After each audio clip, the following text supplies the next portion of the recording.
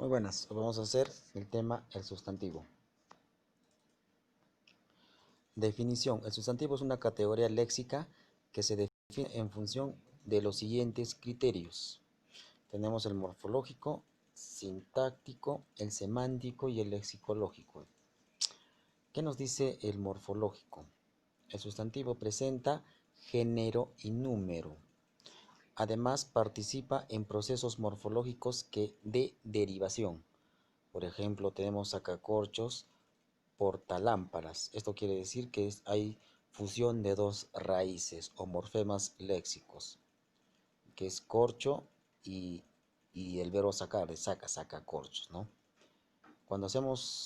Hay que tener presente que cuando hacemos un análisis morfológico estamos refiriéndonos solamente a la palabra aislada. En este caso sería el sustantivo sola, nada más, ¿no?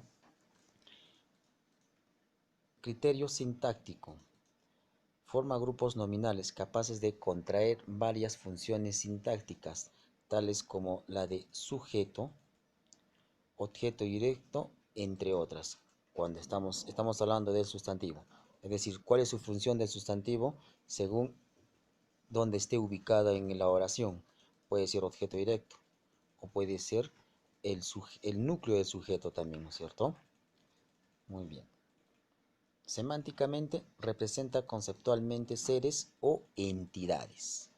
Y lexicológicamente es de inventario abierto. Esto quiere decir que las palabras que no son del castellano, por ejemplo, las que son del extranjero o extranjerismos, pueden ser castellanizados. Si estas son usadas como sustantivos, se convierten en parte de nuestra lengua. Por ejemplo, Internet, que es una palabra en inglés, pero la hemos castellanizado, como chat, como Facebook, como WhatsApp y demás. Por ejemplo, clic. Clic se ha verbalizado, cliquear, pero estamos hablando nosotros del sustantivo. Internet en este caso es un sustantivo. Su clasificación. Tenemos por extensión, tenemos propios. Y cuando hablamos propios es cuando se refiere a una sola persona, perdón, a un solo ser. Entonces, tenemos el propio sustantivo, es aquella palabra que sirve para denominar en forma concreta a algún sujeto u objeto. Dentro de los propios tenemos los patronímicos. Por ejemplo, Rosario, Lía, Ariana, Antonio, José, Luis y demás nombres propios. Y esos llevan siempre mayúscula al inicio. Tienen el problema de que algunos escriben sus nombres, sus propios nombres, escriben en minúscula. Y eso está mal. Siempre se escribe en mayúscula. Tenemos otros hipocorísticos, es decir, los nombres que se dan a los mismos nombres. Tenemos Toño, a quien se le dice a los Antonios, ¿no? Lupe a las Guadalupes, o Pepe le dicen a los José, a Luis le dicen Lucho, ¿no? Y así. Sobrenombres: Azorín, Faraona. Tenemos, por ejemplo, a ver, otro nombre. Azorín, Faraona, o el faraón también, ¿no? O puede ser el cisne que se le hablaba a Shakespeare, ¿no? De nosotros, los zoonónimos. Los zoonónimos son nombres o sobrenombres que se le da a los animales. Por ejemplo, Babieca, que era el nombre del caballo de Ruy Díaz de Vivar, o el Cid, ¿no es cierto? Bucéfalo, Fido, Rocinante. Cada uno de estos son nombres de caballos, por ejemplo, Bucéfalo, Rocinante, pero Fido no, pues Fido es de un perro sería, ¿no? Topónimos son los nombres que se dan a lugares. Justamente topos viene del lugar. América, Lima, Piura, Satipo, Huancayo, Chiclayo. Y ojos, todos estos siempre se escriben en mayúsculas, al inicio en mayúscula. ¿Ya?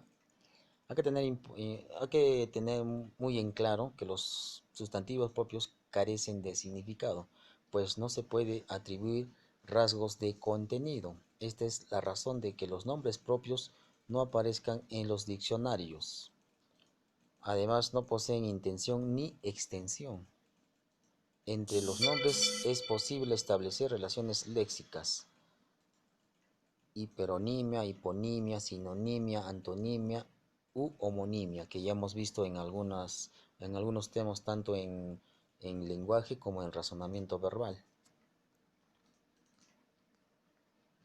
De los propios también tenemos comunes. Entonces, los sustantivos comunes se utilizan para designar en forma general a toda persona, animal u objeto, es decir, en conjunto. Además, estos sustantivos pueden ser traducidos a otras lenguas y poseen función denominativa.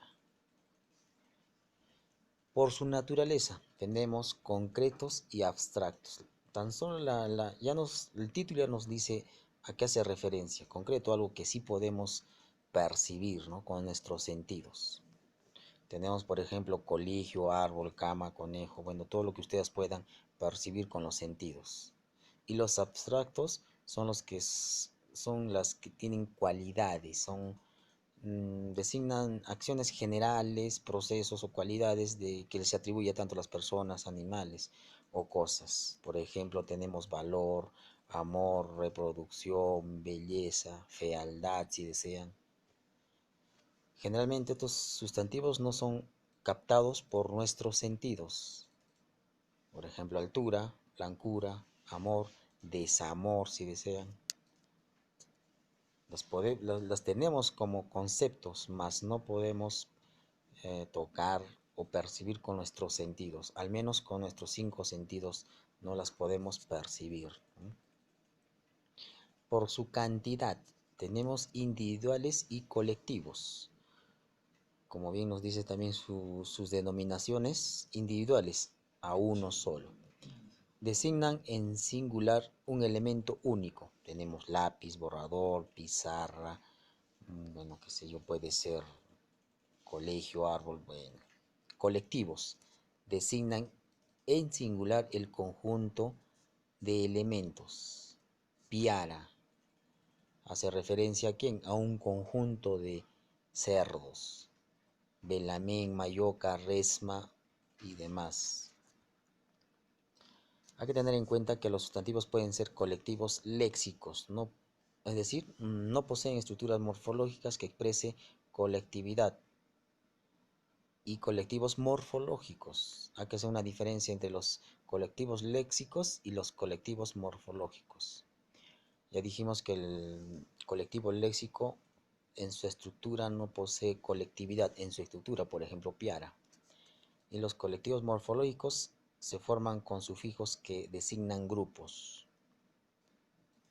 Por ejemplo, tenemos arboleda. Su raíz sería árbol. Y si le ponemos un morfema derivativo, eda, sería un colectivo morfológico, arboleda. A diferencia de rebaño, no está juntándose a otro morfema derivativo. Rebaño es una sola palabra, por eso es un colectivo léxico. Esa es la diferencia entre un colectivo morfológico y un colectivo léxico.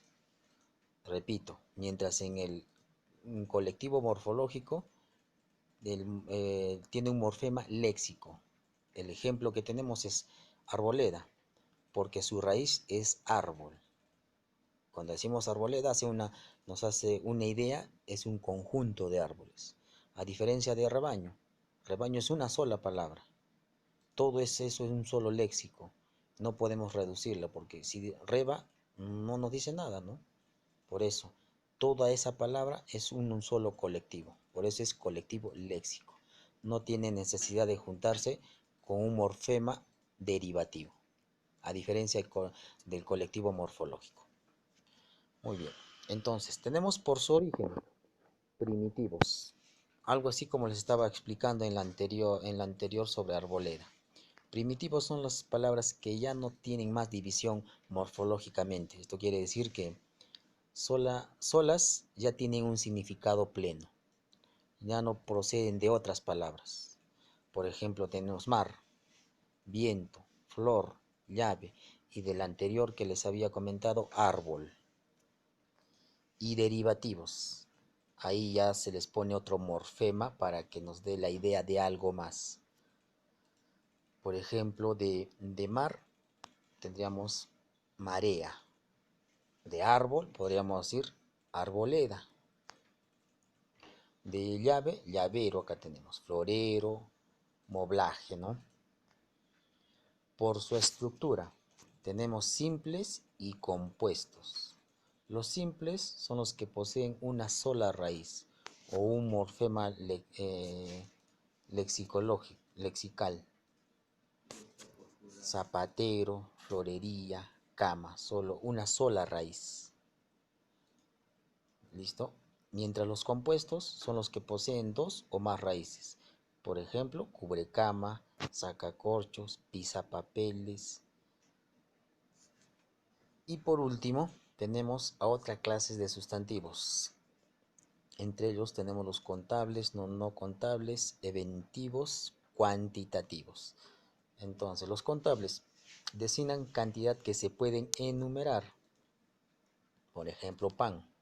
Podemos contarla. Si tenemos una determinada cantidad, se pueden contar.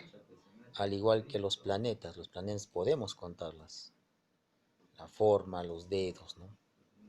Y los no contables, llamados también de materia, designan magnitudes que se pueden medir o pesar, pero no enumerar. Ojo, se pueden, dice, medir o pesar, pero no enumerar. Aire, comida, sangre, altura, amor. Se pueden medir pero no o pesar, pero no enumerar. Tenemos los eventivos, llamados también de suceso, ya que señalan acontecimientos que ocurren durante un tiempo. Batallas, por ejemplo, clase, reunión, concierto. Y por último, los cuantitativos. Denotan la cantidad aislada o acotada de una materia, pero también en una magnitud abstracta que se le asimile. Grupo, litro, kilo, rebanada, fajo. Muy bien. Muy bien, hasta acá chicos, ya saben el formulario, ya se los voy a dar. Y esto van a tener más tiempo para que lo puedan realizar porque yo voy a colgar tarde. Muy bien, chao chao.